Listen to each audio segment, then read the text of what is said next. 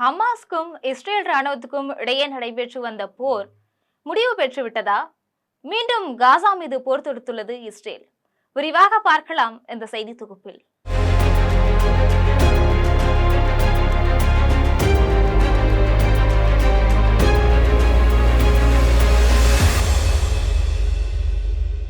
ஹமாஸுக்கும் Israel ராணுவத்துக்கும் இடையில நடந்து வந்த போர் அமெரிக்க அதிபர் டிரம்ப் முன்னிலையில எகிப்துல ஏற்பட்ட காசா அமைதி ஒப்பந்தத்துக்கு பின்னாடி முடிவுக்கு வந்தது. 2023ஆம் ஆண்டு அக்டோபர் 7ஆம் தேதிக்கு பிறகு கடந்த 2 ஆண்டுகள்ல காசா மீது இஸ்ரேல் நடத்திய 20,000த்திற்கும் மேற்பட்ட குழந்தைகள் உட்பட 68,000த்துக்கும் மேற்பட்டவர்கள் கொல்லப்பட்டிருக்காங்க. காசாவுல குடியிருப்புகள், வணிக நிறுவனங்கள், மருத்துவமனைகள்னு எல்லாமே தரை மட்டமாயிடுச்சு. அந்த பகுதியில உண்ண உணவு இல்லாம மக்கள் தவிச்சிட்டு இருக்காங்க. ஒட்டு மொத்தத்துல அங்க பெரும் கொடூரம் ஏற்பட்டிருக்கு. இந்த நிலையில தான் இஸ்ரேல் ஹமாஸ் இடையிலான போர் 2 ஆண்டுகளுக்கு பிறகு முடிவுக்கு வந்ததா அறிவிக்கப்பட்டது. 2023 அக்டோபர் 7ஆம் தேதி தொடங்கி 2 தரப்புக்கும் இடையில தொடங்கின இந்த போர் 2025 அக்டோபர் 9ஆம் தேதி வரை நடந்தது. இந்த போர் இஸ்ரேல் காசா அமைதி ஒப்பந்தம் மூலமா போர் முடிவை எட்டியிருக்கு. இதுக்காக காசா அமைதி திட்டத்தை அமெரிக்காவுடைய வெள்ளை மாளிகை அறிவிச்சிருக்கு. இந்த அமைதி பேச்சுவார்த்தை 2025 அக்டோபர் 13ஆம் தேதி தொடங்குச்சு. அன்றைய தினம் அமெரிக்க அதிபர் டிரம்ப் இஸ்ரேல் தலைநகர் டெல் அவீவ் வந்தார். காசாவிலிருந்து ஹமாஸ் விடுதலை செய்த பிணை கைதிகளை பார்த்துட்டு நெசத் என்று சொல்லப்படக்கூடிய ஒரே அவையை கொண்ட இஸ்ரேல் நாடாளுமன்றத்துல ட்ரம்ப் பேசினார். அதன் பிறகு விடுவிக்கப்பட்ட இஸ்ரேலிய பிணை கைதிகளுடன் உரையாடிட்டு எகிப்துக்கு போனார் ட்ரம்ப். எகிப்து நாட்டுல அமைதி பேச்சுவார்த்தை நடைபெற்று காசா அமைதி ஒப்பந்தத்துல 20 நாடுகள் கையெழுத்திட்டாங்க. அதையடுத்து 2 ஆண்டு கால போர் முடிவுக்கு வந்திருக்கு. காசாவிலிருந்து 20 பிணை கைதிகளை ஹமாஸ் விடுவிப்பது, அதே போல இறந்து போன 28 பிணை கைதிகளின் உடல்களை ஒப்படைக்கிறதுன்னு இந்த போர் ஒப்பந்தத்துல முக்கிய முடிவு. விடுவிக்கப்பட்ட பிணை கைதிகளை பார்த்துட்டு தான் எகிப்துக்கு ட்ரம்ப் கிளம்பினார். ஹமாஸ் 20 பிணை கைதிகளை காசாவிலிருந்து விடுதலை செஞ்சதோட இறந்த பிணை கைதிகள்ல 9 பேரோட உடல்களை ஒப்படைச்சிருக்கு. மீதி உடல்களை தேடிக்கொண்டிருக்கிறதாகவும், உடல்களை தேடும் பணி சிரமமா இருக்கிறதால தேடுவதற்கு தேவையான தொழில்நுட்ப உதவிகள் வேண்டும்னு கேட்டிருக்காங்க. தேவையான தொழில்நுட்ப உதவிகள் பிற நாடுகள் கிட்ட இருந்து கிடைச்சா உடல்களை தேடி ஒப்படைக்கிறதா ஹமாஸ் சொல்லியிருந்தது. இஸ்ரேல் நாட்டு பிணை கைதிகளின் உடல்கள் ஒவ்வொன்னா கொடுக்கும் போது இறந்து போன பாலஸ்தீன நாட்டோடைய 25 உடல்களை இஸ்ரேல் கொடுப்பதுன்னு ஒப்பந்தம். அதே மாதிரி அமைதி ஒப்பந்தத்தின்படி இஸ்ரேல் சிறையில பல ஆண்டுகளாக சிறைப்பட்டிருக்கக்கூடிய 2000 பாலஸ்தீன கைதிகளை இஸ்ரேல் விடுவிச்சிருக்கு. இவங்க போர் நடைபெற்ற காலத்துல மேற்கு கரை பகுதியிலிருந்து காணாம போனவங்க. 2வதா பாலஸ்தீனத்துடைய காசா பகுதியில கடுமையான பஞ்சம் ஏற்பட்டிருக்கு. அங்க பஞ்சம் நிலவரத ஐநா சபை ஒப்புக்கொண்டது.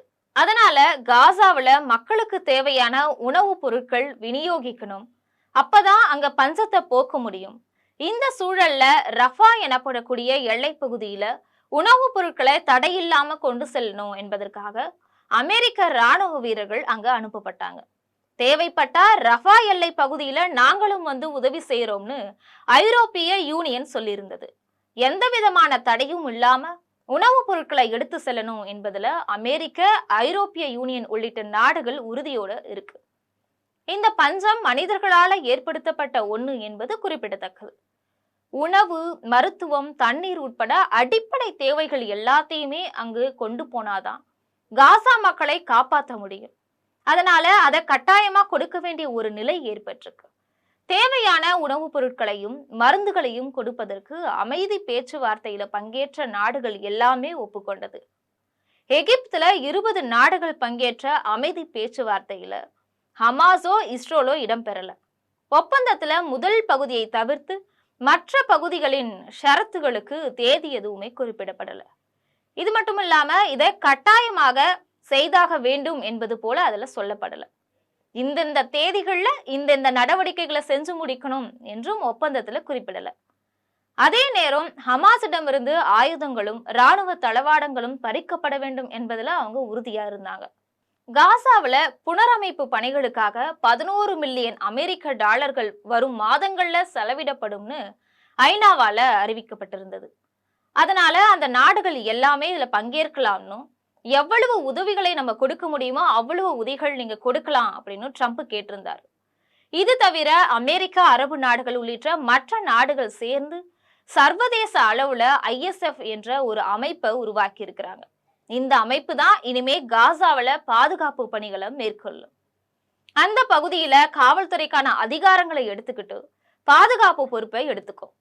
இப்போ நடைபெற்று கொண்டிருக்கும் அமைதி பேச்சுவார்த்தையின் அடிப்படையில காசாவில ஆட்சி நிர்வாகம் குறித்து முடிவுகள் எடுக்கப்பட்டிருக்கு.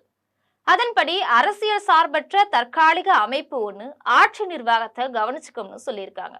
அதோட தலைவராக இங்கிலாந்து நாட்டின் முன்னாள் பிரதமரான தொழிலாளர் கட்சியின் டோனி பிளேர் இருப்பார். காசாவுக்கு எவ்வளவு நிதி வேண்டும், அந்த நிதியை எங்கிருந்து வாங்குறது, காசா பகுதியை முழுவதுமா மீட்டெடுத்து அதன் வளர்ச்சியையும் பாதுகாப்பையும் உறுதி செய்வது உட்பட அனைத்தையும் அந்த அமைப்பு தான் தீர்மானிக்கும். அதன் பிறகுதான் நிரந்தரமான ஆட்சி நிர்வாகம் போன்ற விஷயங்கள் குறித்து முடிவெடுக்க முடியும். இதை ரம்ஃபோர்ட் ஆஃப் பீஸ் அப்படின்னு சொல்றாங்க. பொருளாதாரத்தை பொறுத்த வரைக்கும் சிறப்பு பொருளாதார மண்டலத்தை ஏற்படுத்த போறாங்க. அங்க வரிகள் எதுவுமே கிடையாது. அங்க முதலீடு செய்ய பல நாடுகள் தயாரா இருக்கு. அதுக்கு 50 பில்லியன் டாலர்கள் செலவாகும்னு சொல்லியிருக்காங்க.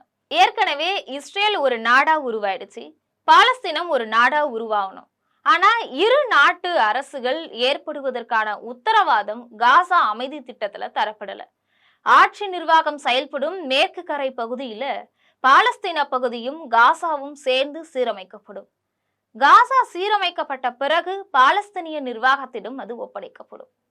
அப்போ மேற்கு பகுதியும் காசா பகுதியும் ஒரே நிர்வாகத்தின் கீழே வரும்.